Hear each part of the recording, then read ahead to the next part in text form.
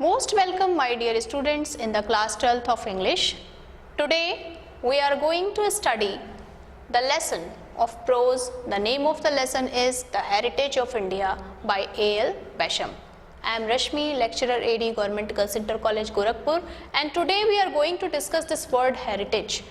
Dear students, when we talk about heritage, we have the conception in our mind that it is a kind of property that is taken from the past, from our previous generations, and it gets forwarded in the future. So here it has some different meaning. Here we have to take the ideologies, the rich cultural tradition that we have to move forward with all these cultural traditions. Now before we go for the further analysis, let's have the objectives. First, to understand the importance of Indian culture and tradition. In this chapter, the total concentration will be on the culture, tradition, civilization, all these things. So, second, to analyze the passage. We will analyze all those factors that I have mentioned to you in the paragraphs. Third, to find out meaning of difficult words. We will find out certain difficult words. We will try to find out the meaning of those difficult words in order to have a better understanding of the paragraph. Fourth, to interpret the ideas. Dear students, it is quite essential, the interpretation of ideas. If we don't understand the meaning, if we don't understand the feeling that is conveyed through the text, it is all in vain. Fifth, to recognize the different elements of language like pronunciation, spelling and punctuation. So these are the important ingredients to the language. We will try to find out all these things when we study. Now it is very important to know about the author. So here is a brief introduction, brief description you can say, and look at this. The author Llewellyn Basham was a well-known British historian and learned scholar. He was a great scholar, he was a great historian. This is the full name of this author. Second, birth 24th May 1914, United Kingdom. Death 27th January 1986, Kolkata. When we talk about education, this is SOAS, University of London, that is full form SOAS is School of Oriental and African Studies. Fourth, look at the major literary works. The Wonder That Was India in 1954, A Culture, History of India 1975, History and Doctrines of Ajivikas. And very important thing about him is he came to India in 1985 and was fascinated by Indian culture. He was greatly impressed with the Indian culture. So this was the brief introduction. Now before we go for the further study of the paragraphs, let's have a look on the lesson. So here we have the lesson at a glance. The lesson consists of 5 passages. We have 5 paragraphs, total 5 paragraphs, and here is the description of each paragraph. What are the main points? So first, the conception of social reform. In the first paragraph, in the very beginning of the paragraph, he talks about social reform, that it is too essential to establish the humanity that we should have the concept of social reform. He talks about great social reformers. Then we have in the second, Western influence of Mahatma Gandhi. Dear students, generally it is considered that he was the epitome of Hindu civilization. He was greatly affected by the Hindu civilization. But according to the writer, it is not true. He was influenced by the Western philosophy. Third, inclinations of Indians to the everlasting culture. In this paragraph, he talks about our inclination to the Indian culture and tradition, the respect for the Indian culture and tradition that is everlasting. Fourth, importance and impact of classics like the Bhagavad Gita, Upanishad, Mahabharata, Ramayana. Dear students, you must remember that these books are like treasure for us. So we should have a keen observation over these books, because we can learn a lot of things through these great classics. Fifth, omission of useless in culture and acceptance of the useful cultural tradition. So in this paragraph, the last paragraph, he talks about that whatever we have useless in our culture that will be omitted, and there will be acceptance of useful cultural tradition. So in this way we have the lesson at a glance. Now we have paragraph 1. Dear students, look at these 3 pictures. Are you familiar to these pictures? I hope so, that you must know all these 3 pictures. The first picture is Raja Ram Mohan Rai, and in the second picture we have our Swami Vivekanand, and the third we have the father of nation, Mahatma Gandhi. So how these 3 great heroes of our country are related to the text, we will see in the paragraph 1. First, Ram Mohan Rai had sounded the theme with his passionate advocacy of social reform. Vivekanand repeated it with a more nationalist timbre. Nationalist timbre means a strong love for the country, when he declared that the highest form of service of the great mother was social service. So here he talks about the social reform. How can we reform our society? Whatever shortcomings we have in our society, that is to be removed. Vivekanand repeated it with more national feeling of love, and he told that the highest form of service, how can we provide service to our motherland, that we have, if we want to do, we can do social service. Second, other great Indians, chief of whom was Mahatma Gandhi.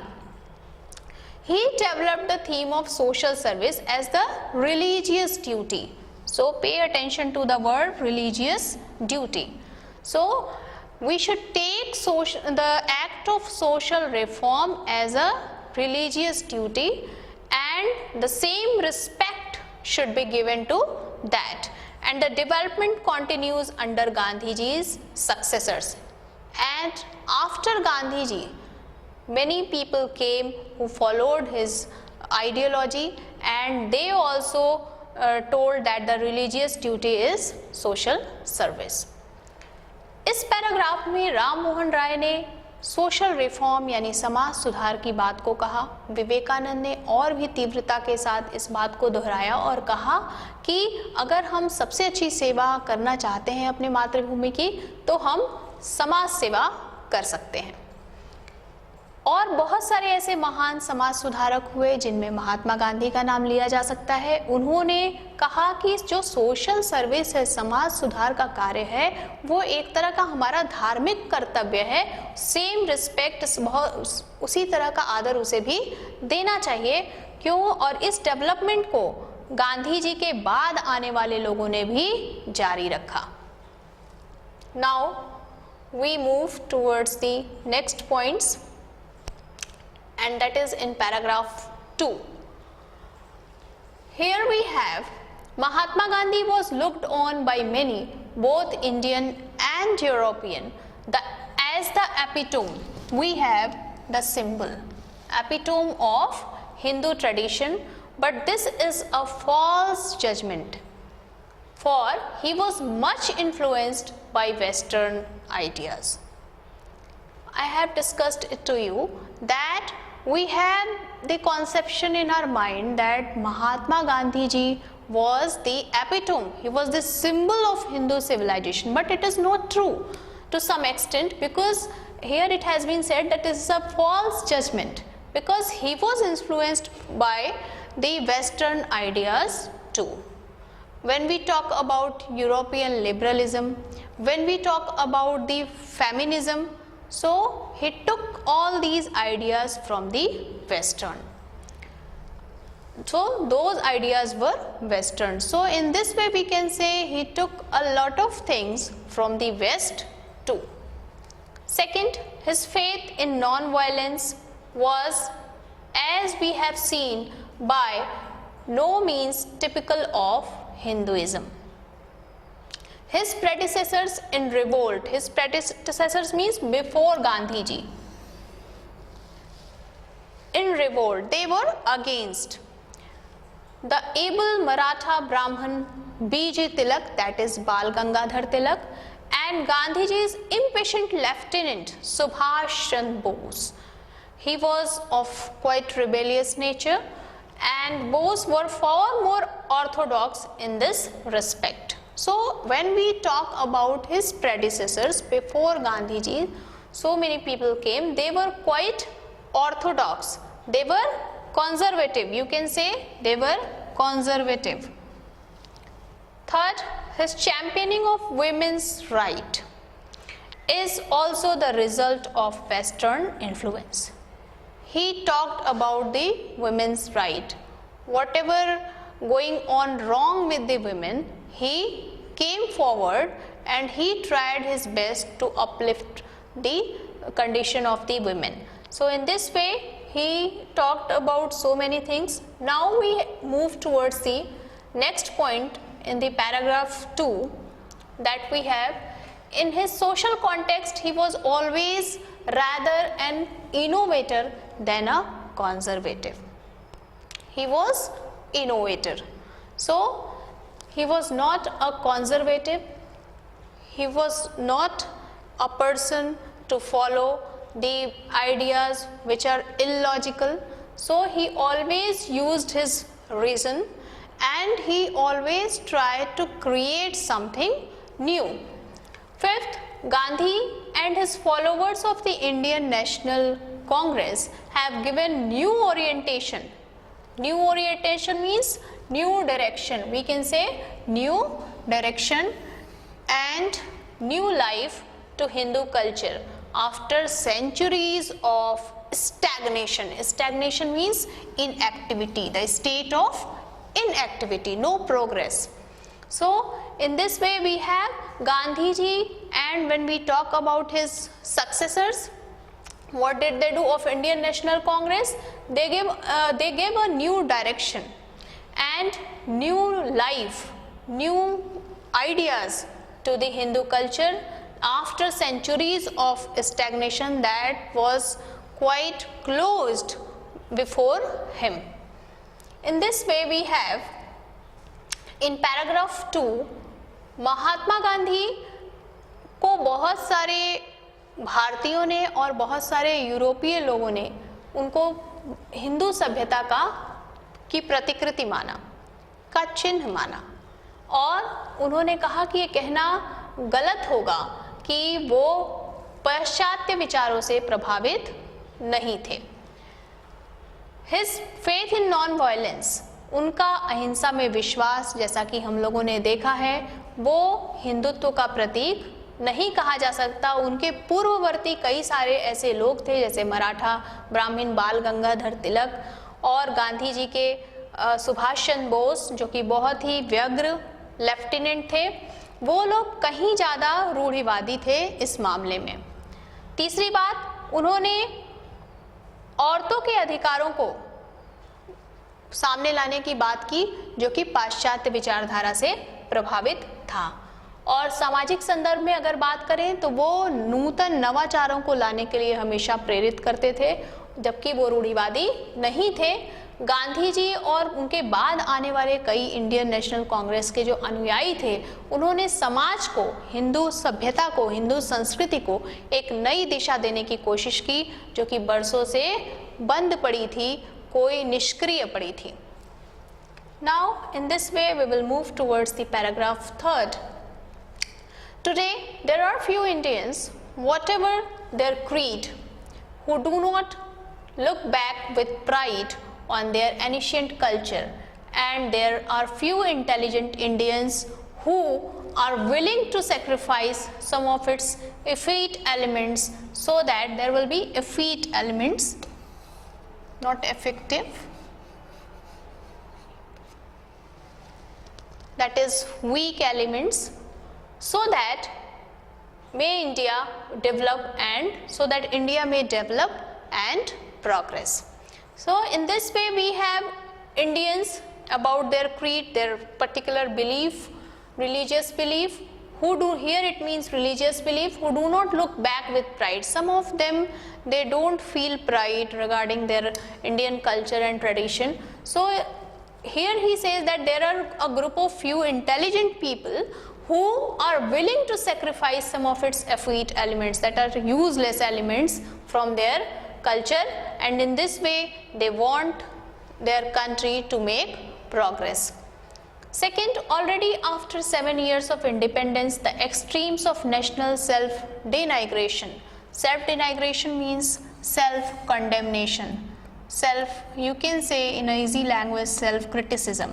So here we have the self-condemnation and fanatical cultural chauvinism. So unreal enthusiasm for the culture are disappearing. So in this way, these kind of concepts after independence, like self-condemnation, and that is self-denigration, and fanatical cultural chauvinism, showing their culture great without any reason, these are the concepts that are disappearing now. We believe that Hindu civilization is in the act of performing its best spectacular feat of synthesis. So here we have notable feat of synthesis. The Indian culture is ready to assimilate different things from different culture. Now it is well on the way to assimilating the culture of the West. So the Hindu tradition, the Indian culture is ready to take from the West too, if anything good present in their culture too. So in this way we have in the paragraph 3rd so many ideas. Paragraph 3 की अगर बात करें तो इसमें उन्होंने भारतीयों को 2 group में बांटा गया। पहला जो ग्रुप था वो जो कि अपने प्राचीन सभ्यता को बहुत सम्मान और गर्व से नहीं देखते थे। दूसरी तरफ कुछ बुद्धिमान लोग ऐसे भारतीय थे जो कि अपनी प्राचीन सभ्यता से कुछ गलत चीज़ों को, कुछ निरर्थक चीज़ों को वो निकालने के लिए हमेशा आगे रहते थे ताकि वो अपने देश की प्रगति कर सकें। स्वतंत्रता के 7 वर्ष पश्चात जो स्वनिंदा की और अनावश्यक संस्कृति के उन्माद की बात करते हैं तो ऐसी चीज़ें धीरे धीरे विलुप्त हो रही हैं। और वी बिलीव, ऐसा विश्वास है, हमारा ऐसा विश्वास है कि भारतीय सभ्यता वो अब एक संश्लेषण के दौर से गुजर रही है। उसे जहाँ से जो भी उचित लगता है उसको अपनी संस्कृति में मिलाने के दौर से गुजर रही है और मिला रही है। अब जो संस्कृति है उसको मिलाते हुए पाश्चात्य देशों से भी अगर कुछ अच्छा मिलता है तो वो अपनी संस्कृति में मिलाने के लिए प्रयासरत है। Now we have paragraph 4th. Hindu civilization will, we believe, retain its continuity. The Bhagavad Gita will not cease to inspire men of action and Upanishads men of thought. So we have the treasures like Bhagavad Gita and Upanishads. In Bhagavad Gita, we can learn how can we react in our life, how can we act in our life, and when we talk about Upanishads, we can have great rich thoughts that will lead our life in a better direction. The charm and graciousness of Indian way of life will continue. however much affected it may be by the labor saving devices of the West. So we can make progress. The charm, the attraction we have for our culture will continue, and the effect may come from the labor saving devices. So here we can take a lot of help from the European culture. The quest and gentle happiness which has all times pervaded Indian life, where oppression, disease and poverty have not overclouded. So these are the factors. Oppressions means to dominate someone, disease, different illness, and poverty, to be poor. So all these factors will not be able to deter the way of gentle happiness and calm life.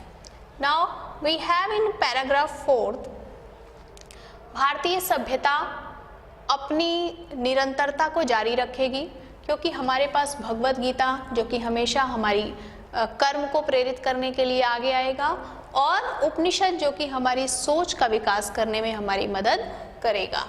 जो आकर्षण है, जो गौरव है भारतीयता की, वो हमेशा जारी रहेगी। हो सकता है कि हम पाश्चात्य देशों के जो मेहनत कम करना पड़े ऐसे डिवाइसेस को एक्सेप्ट करें, उनको स्वीकार करें, और हमारी जो खोज है, खुशियों की जो खोज है, और जो कि हमेशा से हमारे लाइफ में भारतीयता की पहचान बनी हुई है, वो उसको ये दबाव, बीमारियां और गरीबी कभी भी ढक नहीं पाएंगी, उसको ओवरक्लाउड नहीं कर पाएंगी, उसको सुपरसीड नहीं कर पाएंगी। This is the last paragraph, paragraph 5th. Much that was useless in ancient Indian culture has already perished. We are on the way of having good things in our culture. So we are trying to filter our culture, and now much of the useless things are filtered, that are destroyed. So here you can say that are destroyed. Widows has long ceased to be burnt on their husbands' pyres. Pyres means a pile of wood. So generally you can see these pyre at the time of death. Girls may not by law be married in childhood. Earlier we had the tradition of early childhood marriage. So now it has become illegal. So all these things are vanishing. In buses and trains all over India, Brahmins rub shoulders with the lowest caste without consciousness of grave pollution. Earlier they had the idea in their mind that they can't go with the people from lower caste. So they had divided the society in upper caste and lower caste. All these things are vanishing now. We can't see this kind of picture right now. And the temples are open to all by law. There is no discrimination on the basis of caste. Fourth, the old family system is adapting itself to present day conditions. We have the concept of old joint family system. They are trying to make changes. They are trying to adapt the change according to the changes of the society. In fact, the whole face of India is altering. Altering means changing, but the cultural tradition continues and it will never be demolished. So in this way we have the idea of our rich culture and tradition. It will always continue. जो भी हमारे प्राचीन संस्कृति में निरर्थक था वो धीरे धीरे समाप्त हो रहा है, लगभग समाप्त हो चुका है।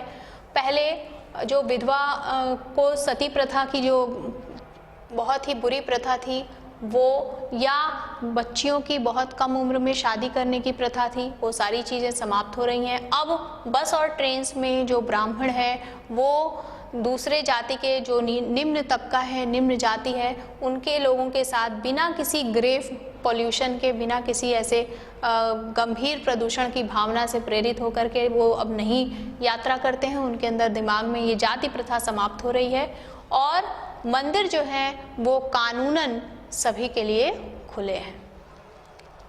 जो फैमिली सिस्टम है, परिवार की जो प्रथा है, पुरानी परिवार की प्रथा, वो नए बदलती हुई परिस्थितियों के अनुसार खुद को बदलने की कोशिश कर रहे हैं और इस तरह से भारत का पूरा चेहरा जो है वो बदल रहा है और हमारा जो कल्चर है, रिच कल्चर है, वो समाप्त नहीं होगा। In this way we have the paragraph 5th. Now we will move towards the questions for evaluation. Look at the first question. What did Ram Mohan Rai advocate? Ram Mohan Rai advocated social reform. In the very beginning we have talked it. What is the contribution of Gandhi ji to Hindu tradition? We have got a lot from Gandhi ji, from the theory of untouchability, non-violence. So all these things, right to the women, all these things we have got. This is the contribution of Gandhi ji. What according to Vivekanand was the highest form of service of Great Mother? According to Vivekanand, the highest form of service of the Great Mother is the social service. What does the heritage of India consist of? The heritage of India consists of a rich culture and tradition, our rich books like Ramayana and Mahabharata, and our peaceful way of living. So here we have the questions for evaluation. Now come to the homework section. First, explain with reference to the context the following passage. The extravagant to all by law. You have to write the reference, then context, the main point of the entire paragraph, and after that you can write explanation as I have explained it to you. So you can write it in your own words. You can add comments too. Second, how will Hindu civilization retain its continuity? This is the question, dear children. First of all you have to read, then you can analyze, after that you can write. This is the last section of our study, that is the message. Social service is the best service. Through the entire our discussion we got that if we want to make our society best, we can do social service. The second thing, we should always ready to accept good things from the West too. Whatever we can get from anywhere, we should always be ready to accept it, as Gandhi ji did, and he took so many ideas from the West too.